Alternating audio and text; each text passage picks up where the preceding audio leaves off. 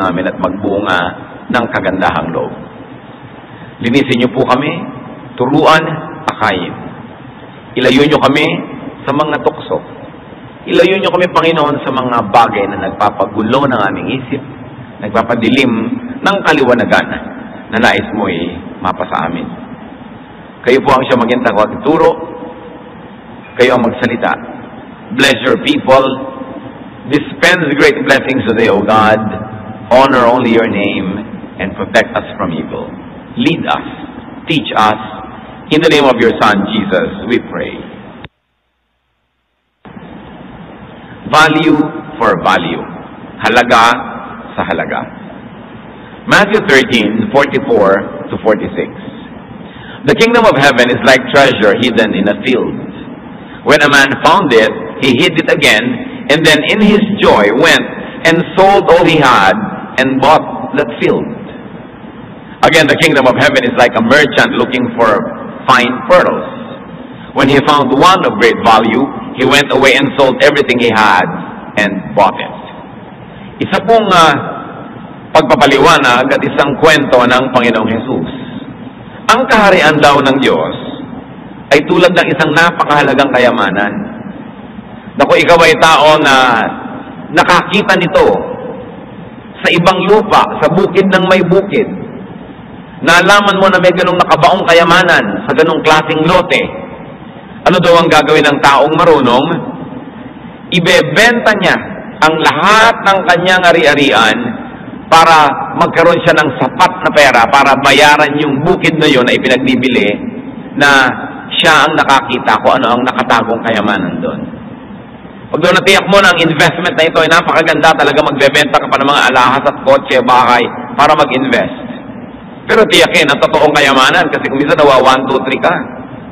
Pero sabi, pag nakakita ka ng tunay na kayamanan, ibabayad mo ang lahat ng kaya mong ibayad. Mapasayo lang. Verse 45. Again, the kingdom of heaven is like a merchant looking for fine pearls.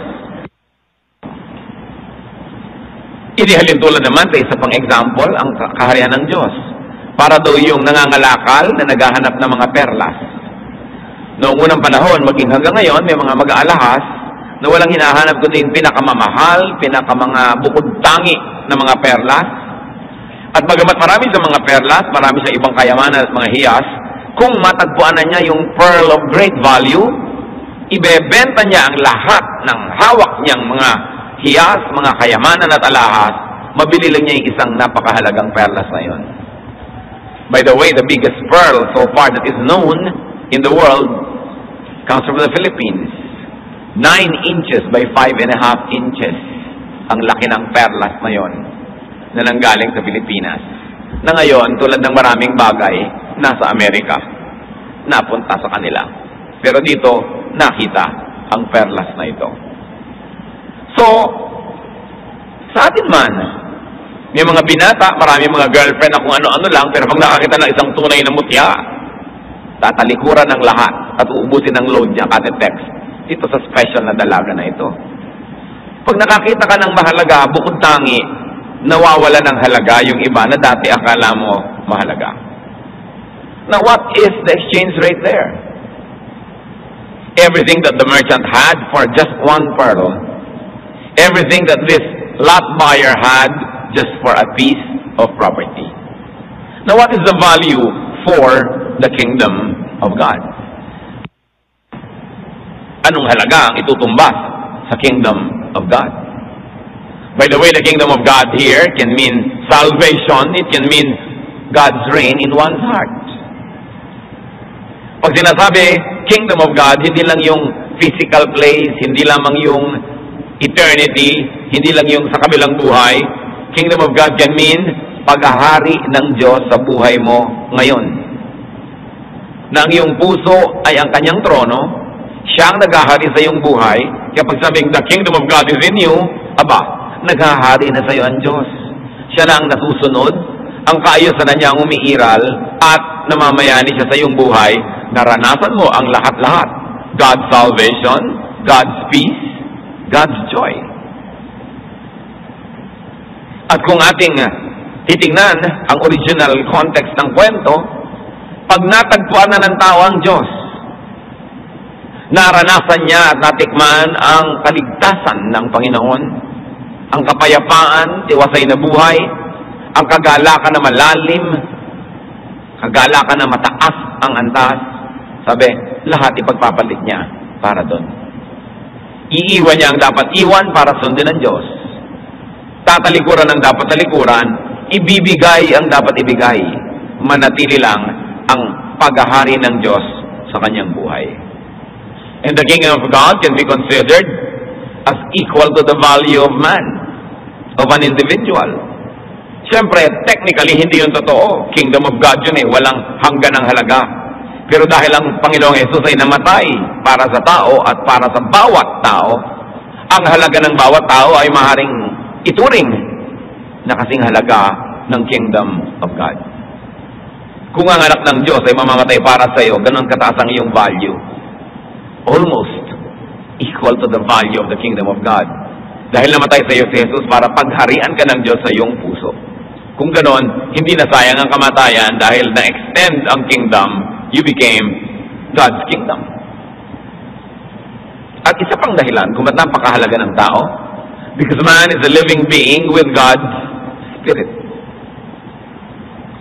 Hindi lang sa pinaghaharian ka ng Diyos, kundi nakatira, kapiling, kasama, kaisa mo ang Espiritu ng Diyos. That the Spirit of God is not foreign to you because the Spirit of God is in you. Genesis 2:7. The Lord God formed the man from the dust of the ground and breathed into his nostrils the breath of life. And the man became a living being. Ang Espiritu ng Diyos ibinigay niya sa tao, ganun kahalaga. At bakit napakahalaga pa ng tao? Because man is a temple of the Holy Spirit. Pinananahanan ng Espiritu ng Diyos. 1 Corinthians 6:19, do you not know that your body is a temple of the Holy Spirit, who is in you, whom you have received from God? So, ganun kahalaga.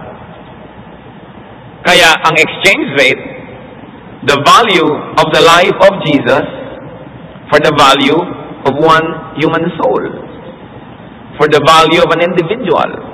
Yung exchange rate ang taas. So, ang tao napakahalaga. Pagkatapos kung minsan, binabaliwala natin ating halaga. Itinatalaga natin ating buhay sa mga walang kwentang mga gawain. Tinatapon natin ating ang buhay sa mga walang kakwenta-kwentang mga tao na hinahabol, minamahal natin, wala namang kwenta. Nasasayang ang ating halaga. Sinasayang kuminsan dinudungisan natin ating dangal para sa konting barya. Nakakalimutan yung exchange rate, that the value of an individual was so honored by God that it was counted worthy to be equated with the life of the Son of God. Kaya pagpapahalaga. Now, according to Jesus, the kingdom of God is greater than treasure hidden in a field. Ano po ang mga treasure hidden in a field na pwedeng-pwede niyong ipagpalit para sa kaharian ng Diyos? At kung yung treasure na mismo ang kumakatawan doon sa kaharian ng Diyos, ano naman ang pwede niyong ibayad? Mapasa inyo lang yung treasure na yun. The kingdom of God is equal to the pearl of great value. Of course, it is greater. But in this case, it is considered equal. That the kingdom of God is the value of everything a man has, of all earthly possessions. It's greater.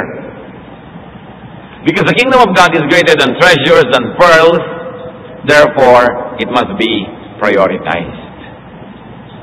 A man should be willing to, should be glad to pay for the kingdom of God with everything and anything he has. Ano po ang kinakailangan nating isukli, ibigay, itapon, baliwalain para lang bigyan natin ng halaga ang paghahari ng Diyos sa ating buhay? Napakalinaw sa kasaysayan na ikinuwento ng Panginoong Yesus, lahat ng maaaring maging ari-arian mo, dapat kung kinakailangan ibigay mo, magpatuloy lang ang paghahari sa iyo ng Diyos. O pagharian ka ng Diyos at pagsimulang pagharian.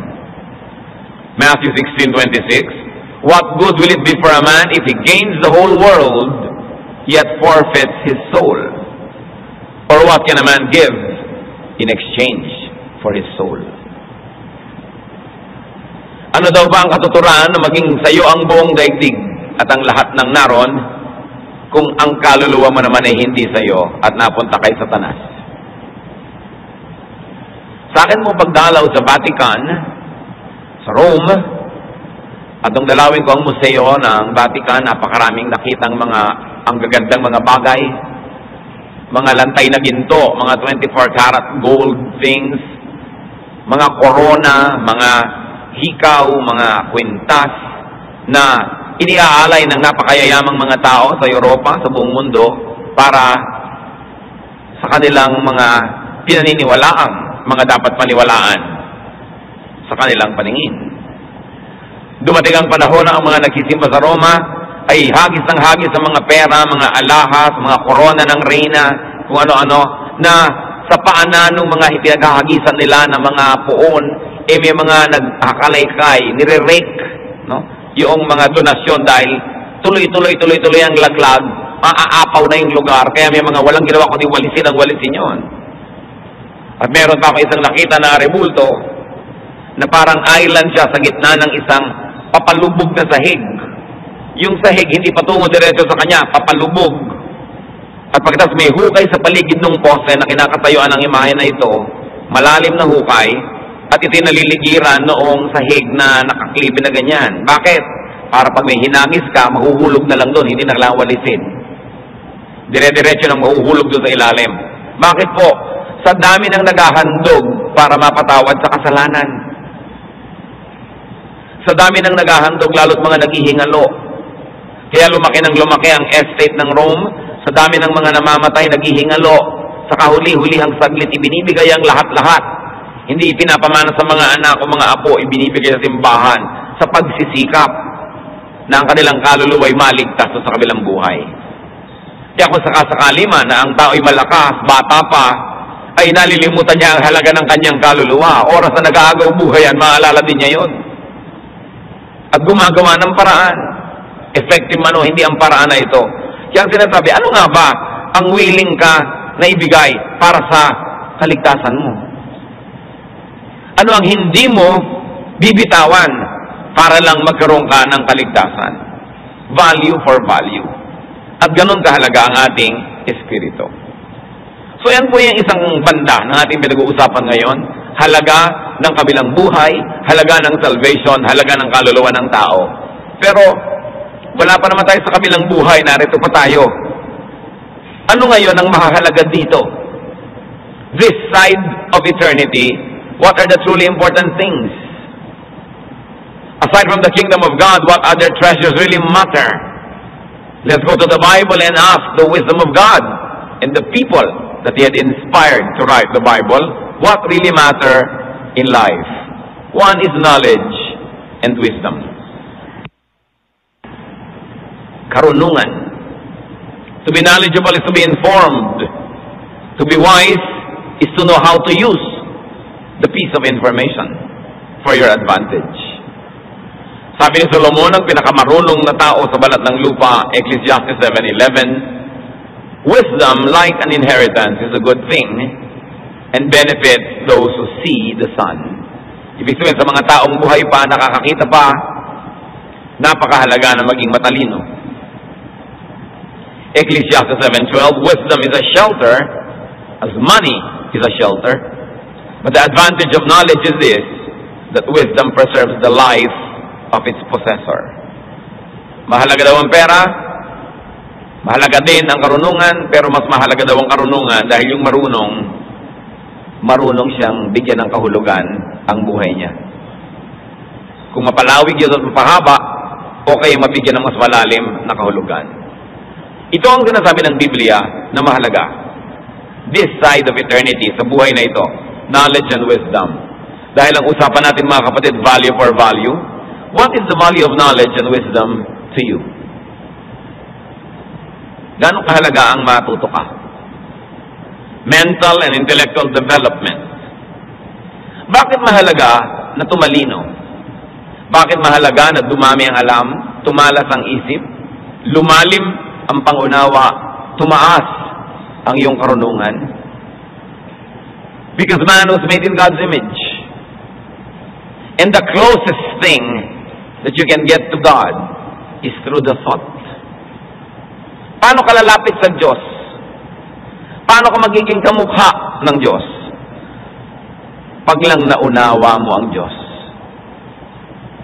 Pag naintindihan mo siya, naintindihan mo kung sino ka, at kung gaano kalayo ang agwat mo sa Kanya, at naunawa mo kung paano ka lalapit sa Kanya sa pamamagitan ng pag-iisip, doon mo makikita ang halaga pala na matalino.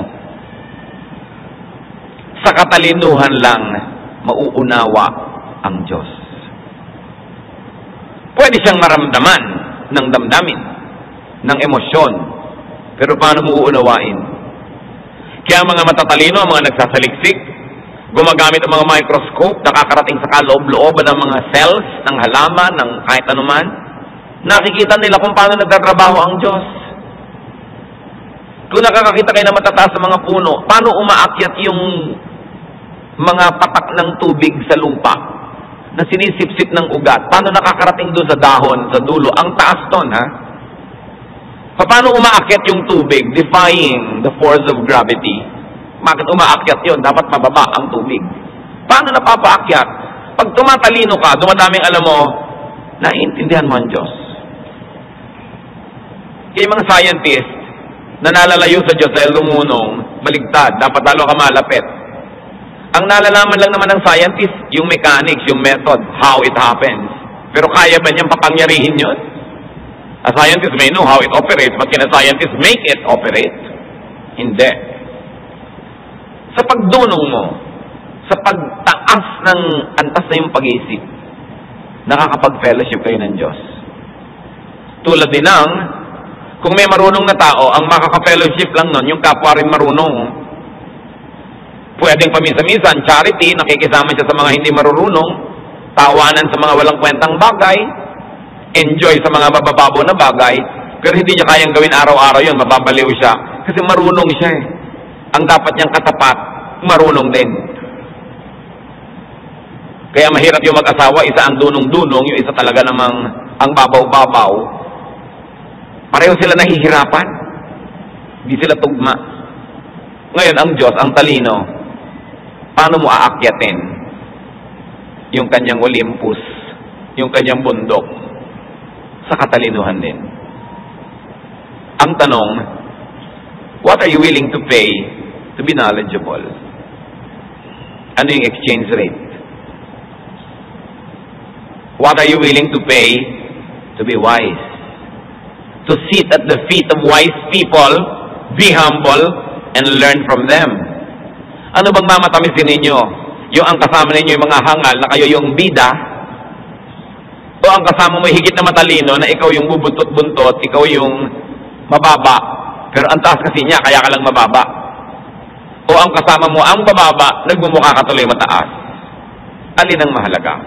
What are you willing to pay? How much time, how much treasure, how much effort are you willing so that you may continue to be knowledgeable and to be wise? Marami mga tao, kaya tatamad, ayaw na magbasa, ayaw na mag-aral.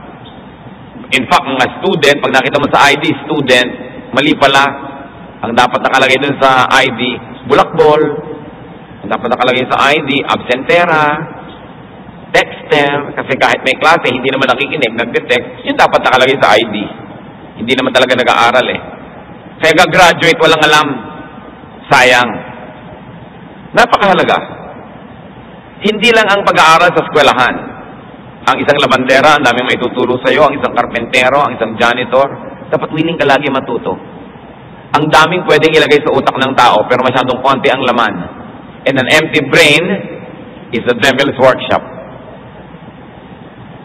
Siyempre, pag walang laman yan, lalamanan ni Satanas. Pag wala kang ginagawa, bibigyan ka niya ng magagawa. It's important. What else is important in this life? That you must be willing to pay your treasures for a clear conscience.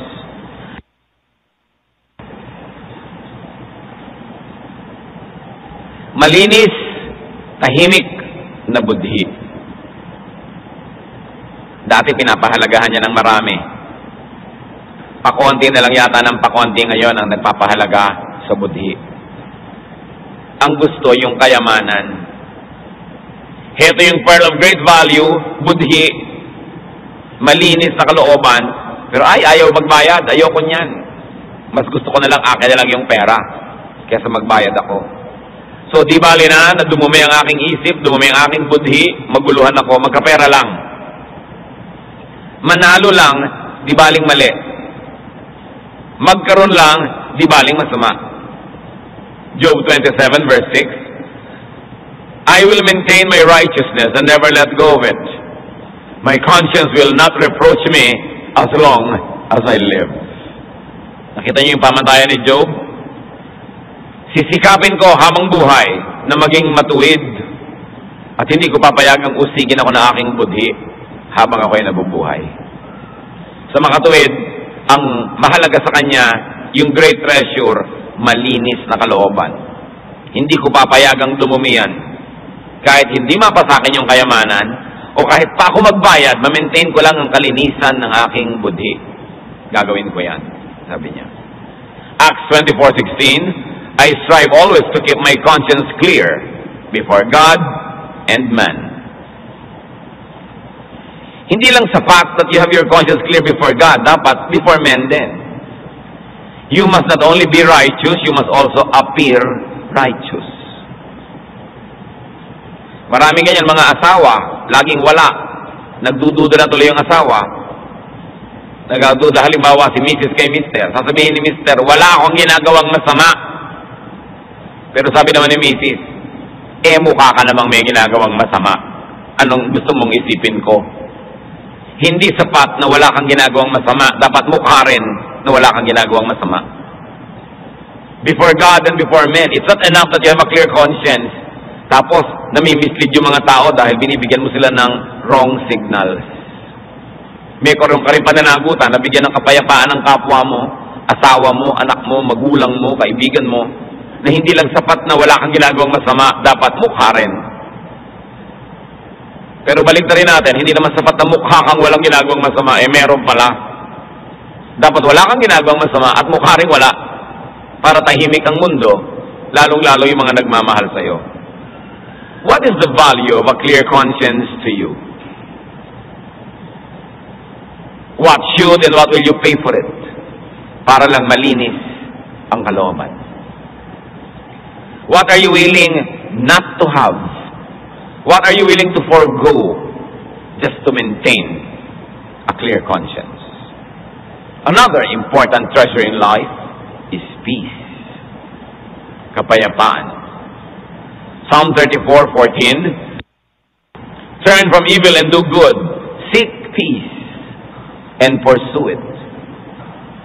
Hanapin mo raw ang kapayapaan. Hindi lang kapayapaan na nando ka sa spa o nasa ilalim ng puno at nag-iisip o nagpapahinga. Kapayapaan with people in your life, in your world. Sabi, seek peace. Maghanap ka ng pakikipagkasundo, hindi ng pakikipagkagalit. Maghanap ka ng pakikipag-ayos na hindi pakikipaggulo. Maghanap ka na kayo ay magkaunawaan, hindi yung magkagulo-gulo. Sabi, seek peace and pursue it. Peace is important. What will you have to pay for it? Psalm 37:37. There is a future for the man of peace. And Proverbs 14:30, a heart of peace gives life to the body. Ano daw ang tunay na napapahinga, napapayapa, napapanatag? Pagpayapa ang puso. At paano mapapahinga? Paano mapapayapa ang puso kung nakikipagkagalit ka sa kapitbahay? Kung nakikipagkagalit ka sa iyong amo, sa iyong empleyado, sa mga kaibigan mo, nakikipagkagalit ka sa iyong asawa, sa iyong magulang, sa iyong kapatid, kahit anong lakas na iyong tawa, kahit anong tamis ng ngiti na iyong mga labi, hindi maitatago ang tunay na pait na nasa loob ng iyong puso pag hindi tahimik ang relasyon mo sa mga tao.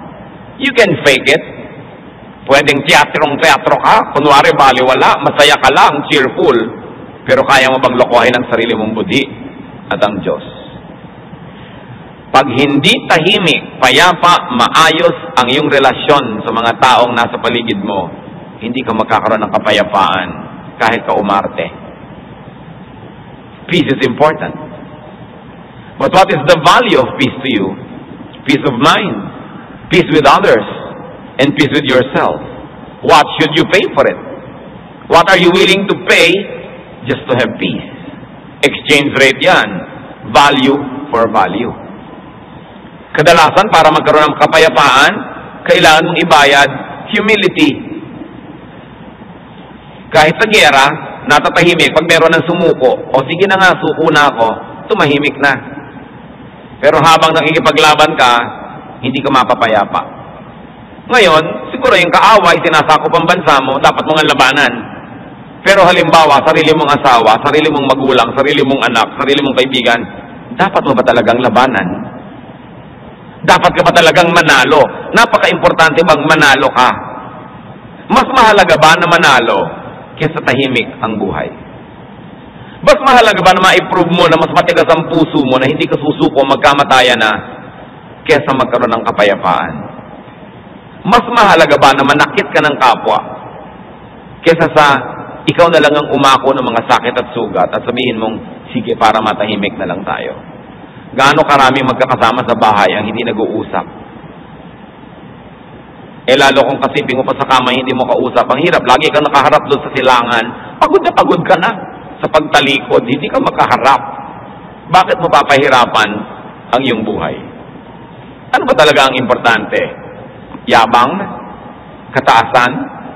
Ma-prove mo na ikaw ang tama, pero wala ka namang kakampi, nag-iisa ka sa buhay? O kapayapaan? Do you pay? Are you willing to pay for this treasure, which is peace?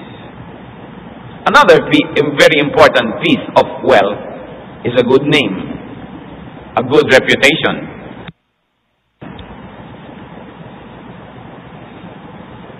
Ecclesiastes 7:1. A good name is better than fine perfume. Mahalaga daw ang tangal. Mahalaga ang linis ng pangalan, na sa mga panahon na ito, binabaligtad na ng tao. Di bali ng marumi ang pangalan, basta makapalang bulsa. Di bali ng kahina-hinala mga ginagawa mo, basta marami kang kayamanan. Di bali ng wala nang naniniwala sa'yo, pag dumadating ka, nagtatakip sila ng ilong dahil umaalingasaw ang baho ng iyong kaluluwa. Basta mapera ka. Sabi sa Bible, hindi yan ang mahalaga. A good name is important. Proverbs 22 verse 1, a good name is more desirable than great riches. To be esteemed is better than silver or gold. Yung igalang ka, magpitagan sa iyo mga tao, mas mahalaga kaysa suot mo lahat ng alahas sa mundo. What is the value of a good name and reputation to you? Ngayon, kahit hindi kilala ang iyong pangalan, yung iyong pagkatao, nag-aagawan lang kayo ng boss, talagang tinabig-tabig mo na yung buntis hanggang nahulog na siya at napanganak na siya sa kalye. Di ba? Nagsuffer din ang name mo nun. Yung sa pila ang gulang-gulang mo, hindi ka man lang pumipila. Hindi mo ginagalang yung mga nakapila dyan. Ang lagi ka na lang gusto makalamang, mauna. Nagsasuffer din ang name mo nun, kahit hindi nila alam ang name mo. Alam naman ng Diyos ang name mo Maililihim ba yun, yung ginawa mo? Sabi, at the end of this life, we will all be punished or rewarded for everything we have done, whether good or evil. A good name is important. The world now may not put a lot of premium to it, but God doesn't change. A good name is still important to God. In fact, yung name ng God, pangako niya. Kaya this we pray in Jesus' name. Ganun ka powerful yung name. And your name also must be powerful. Naranasan niyo ba na pag binanggit niyo yung pangalan niyo, bububukas ang pinto, binibigyan ka ng courtesies. Pero ganun sa heaven, yung good name ang magbubukas ng pinto. Hindi yung reputasyon ng tingin ng iba, yung tingin ng langit, hindi yung yaman, hindi yung sikat ka, but do you have a good name? What should and what will you pay for a good name? Of course, one is honesty, hard work, clean living, good name. Pero pa isang mahalagang kayamanan sa buhay na ito, good people. Sabi ng isang pelikula noong 70s, success is nothing without someone you love to share it with. You need good people around you. Lalong-lalo kung may tagumpay ka. Pag ba ililibing ka, may nakikipaglibing. O ang bilis na tapos, ang iksi ng parada. Ang lamay ilang oras lang kasi walang naglalamay. Wala kang kasama. Pagka ba ikaw'y nagkakasakit, may nananalangin para sa'yo, may dumadalaw. Kung gagraduate ka ba, may uma-attend o wala. Kung nakakatanggap ka ba ng awards, may nagbubunyi, may bumabati sa'yo. When you have achievement or wealth or fame, do you have people who love you and people you love to share it with? Good people are great treasures in life. And of course, you find them in family, among relatives. Not everybody in our family is lovable, but at least we can have peace with most of the people in our house, in our clan, in our neighborhood. Because it is our family that provides for us many things. Kung minsan pag malaki ka na, mayabang ka na, dahil hindi mo na kailangan yung magulang mo, may trabaho ka na, nilimot mo na yung matagal na umasa ka lang naman. Hindi mo na kailangan yung auntie mo na nagpaaral sa'yo kasi graduate ka na so pwede mo na isnabin. Hindi mo na siya kailangan no? Pero ang sabi sa 1 Timothy 5:8, if anyone does not provide for his relatives, and especially for his immediate family, he has denied the faith and is worse than an unbeliever. So we are to continue to provide for our family. And we don't provide only money. We provide support. We provide companionship. Ang mga magulang natin, lalo nagkakaedad, kailangan nila ng companionship. Hindi ko marami kang pera, may sakit yung nanay mo, mag-hire ka ng 2 nurses, tapos yung budhi mo tahimik na. Iba yung alaga ng sariling anak. Iba yung haplos ng sarili mong asawa kaysa mga bayad at mga bayarang tao lamang. Bagamat, mabuti kung nakakapagpadala ka kaysa wala. But there is no substitute for your real attention. Nakakalungkot yung OFW phenomenon. Nung araw talagang big event, pag may nagkakasakit, pag may namamatay, pag may ililibing. Alam niyo sa ating kabihasnan, all rules are broken pag may sakit. Kaaway mo, kagalit mo, pero nagkasakit, dumalaw ka. May sakit Hindi pwedeng nakikipagtarayan ka sa may sakit. It's ungodly. No? Kaya ay kaaway ko, nakakainis naman, nagkasakit pa. Mauobliga tuloy akong pumunta, magdala ng prutas. Ngayon, nagkakasundo tuloy kayo. Naghihingalo. Kaya sa paghihingalo, lahat patawaran, di ba? Lahat ng nagsumpaan, patawarin mo na ako. Tigok, patawarin mo na ako. Pinapatawad mo naman dahil naghihingalo, alam ka namang istabin mo pa, naghihingalo na nga. Pero pag matigas ang puso mo, naiinis ka, kaya magkasakit siya, mamatay siya, wala kang pake. Hindi ka kasi tao, bato ka. Pero kung tao ka, hindi ganon. You provide for your relatives. Kaya ako nalulungkot, ang dami-dami ngayon, nagkaroon ka ng anak, pinalaki mo, minahal mo lahat-lahat. Yung pala, mabuburol ka't malilibing, hindi ka mapupuntahan. Dahil baka mapahamak ang visa. Naging mas mahalaga na yung visa kaysa sa'yo. Yung mga kamag-anak mo naman, mukhang pera, kahit hindi ka na pumunta dito, naunawaan namin, padala ka na lang ng pera. Kesa mamasahe ka, ipadala mo na lang ang pera. Pera na lang ang puro pera. No? Biruin mo din alam mo sa sinapupunan mo tong batang to, pinanganak mo, o tatay ka, pinalaki mo, nung naburol ka man lang, ni wala siya. Ba't ka pa nagkaanak? Of course, naunawaan naman natin na iba talaga, extra meritorious yung case. Sobrang daming nakataya, sabi nila, ito naman, namatay na, hindi ko na mabubuhay. Pero ang totoo pa, Consuelo, debobo lang talaga yun. Pampalubag loob. Pero ang pamilya mahalaga. Marami sa atin, lagi natin sinasabi, Tatay, tanggapin mo ako. Nanay, tanggapin mo ako. Ate, tanggapin mo ako. Ganito ako talaga. Pero tanungin mo sa sarili mo, tinatanggap pa ba yung tatay mo? Tinatanggap pa ba yung ate mo? O gusto mo ikaw lang ang unawain, ikaw lang ang tanggapin? Ang pamilya, bigayan. Hindi one way. Another very important person in your life that is really a treasure is a spouse.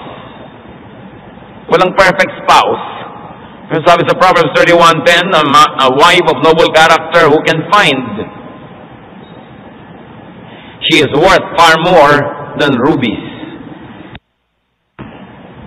Mahalaga ang asawa, mababae man ito o malalaki, kayamanan mo yan, dapat mong pagyamanin. Dapat mong pag-ingatan. Nakakalungkot kung kayo mag-asawa, pinagbuklod ng langit at ng batas ng bayan, ang magkaaway. Kung kayo ang magkalayo ang loob, ano mang problema ng pamilya, habang hindi pa problema yung pagsasamahan ng mag-asawa, malulutas. Kahit anong problema sa anak, basta yung mag-asawa united, malalampasan. Pero kahit maliit na problema, kung ang may problema yung mag-asawa mismo, na itutumba mga pamilya. Mga may asawa, may pananagutan kayo to consider your spouse precious and to continue to make yourself precious. Para hindi ka lang kino-consider niyang precious, kundi precious ka talaga. Kung kayo ay may kapartner sa buhay, mga kapatid, duty nyo na pataasin ang inyong halaga. Para hindi kayo mahirap mahalin. Para hindi kayo mahirap pahalagahan, dahil mahalaga naman talaga kayo. Hindi nakikipaghalikan sa inyo si Mrs. Third friend who can find. Bihira. Kaya pag nakakita ka nun, willing ka dapat magbayad.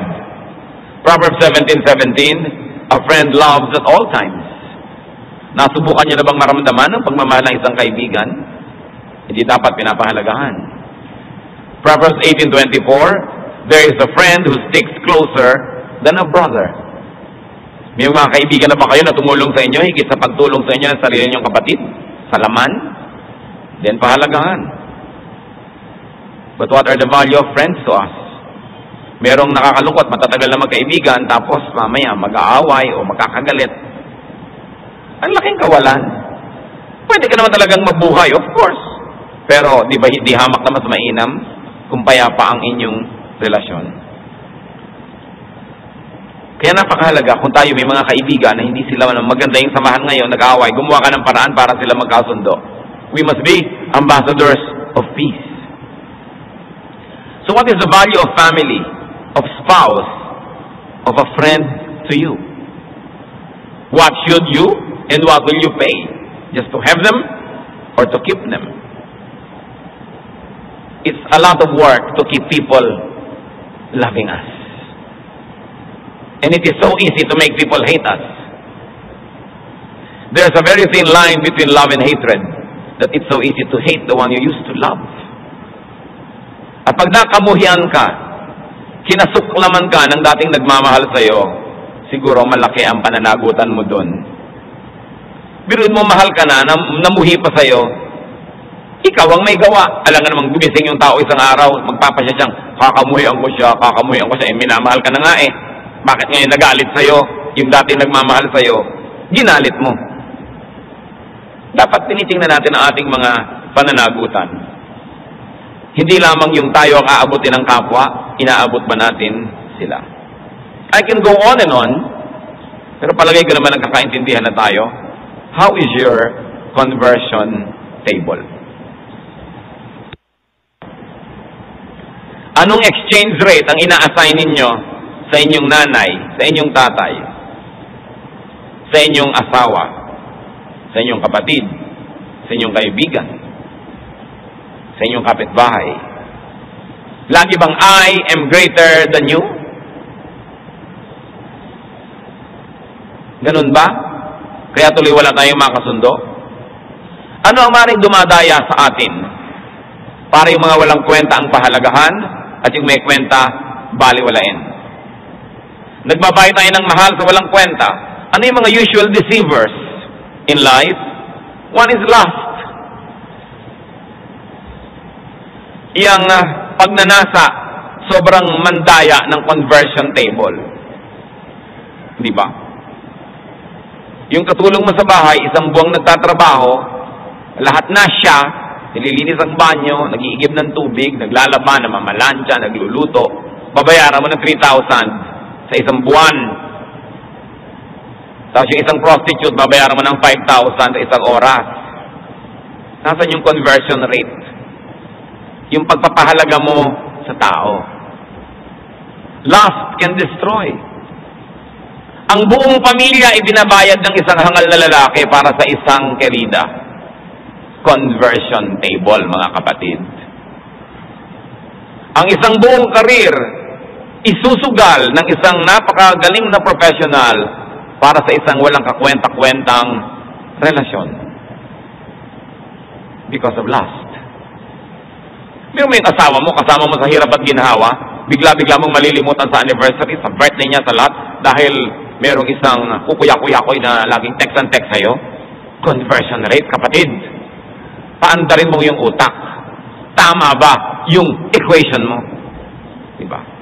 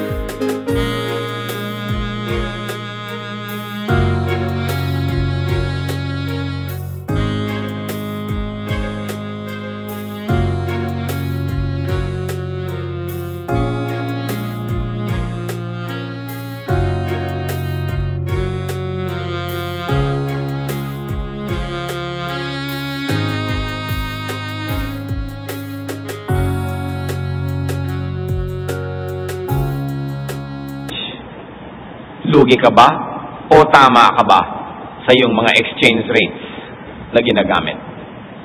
Aming Ama sa langit,